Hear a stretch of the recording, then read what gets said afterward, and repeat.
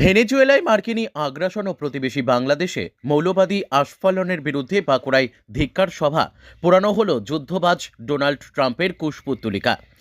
এআইপিএসওর সভায় সামিল হলেন সমাজের বিভিন্ন অংশের মানুষ। ভেনেজুয়েলায় মজুত রয়েছে সারা পৃথিবীর খনিজ তেলের 20%। শুধুমাত্র সেই তেলের ওপরেই নয়, মার্কিনীদের লোভ যে দেশে রয়েছে খনিজ তেলের ভাণ্ডার, সেই সমস্ত দেশেরই খনিজ তেলের ওপরে। হয় মার্কিনীদের দাবি মেনে মার্কিনী বহুজাতিক বা তাদের কোনো পেটুয়া সংস্থার হাতে তার মালিকানা তুলে দাও, আর না হলে ধ্বংসের মুখোমুখি হও। এই হচ্ছে বিশ্ব গণতন্ত্রের তথাকথিত ধ্বজাধারী মার্কিন যুক্তরাষ্ট্রের নিদান।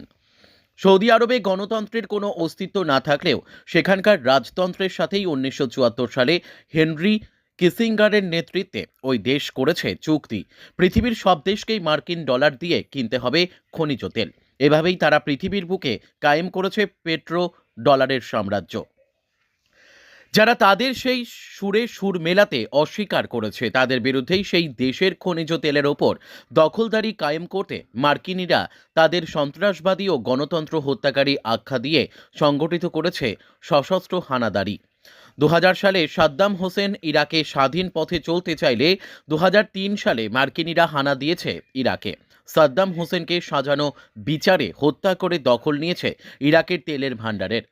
একইভাবে কর্নেল গাদ্দাফির নেতৃত্বে লিবিয়া 2008 তেল কোম্পানিগুলোকে দেশের স্বার্থে জাতীয়করণের পথে হাঁটলে 2010 সালে লিবিয়ার তৈল খনিতে দখলদারি কায়েম করতে মার্কিনীরা আক্রমণ করেছে লিবিয়াকে এবং হত্যা করেছে কর্নেল গাদ্দাফিকে। আর প্রতিবেশী লাতিন আমেরিকার ভেনেজুয়েলায় মানুষ গত দশকেরও বেশি সময় ধরে ভোট দিয়ে বামপন্থীদের সরকার কায়েম করায় এবং মার্কিন নির্দেশনামা মানতে অস্বীকার করায় তারা হয়ে উঠেছে মার্কিন সাম্রাজ্যবাদের চক্ষুশূল।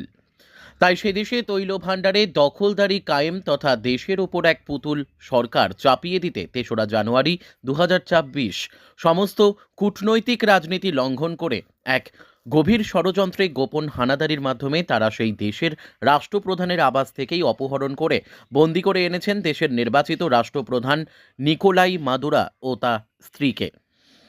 এর প্রতিবাদে খোদ ভেনেজুয়েলা থেকে শুরু করে পৃথিবীর দেশে দেশে ছড়িয়ে পড়েছে বিক্ষোভ। এমনকি খোদ মার্কিন মুলুকেও পথে নেমেছেন সেই দেশের মানুষ। বাঁকুড়া থেকে শুভম কর্মকারের রিপোর্ট, বিগ নিউজ বাংলা।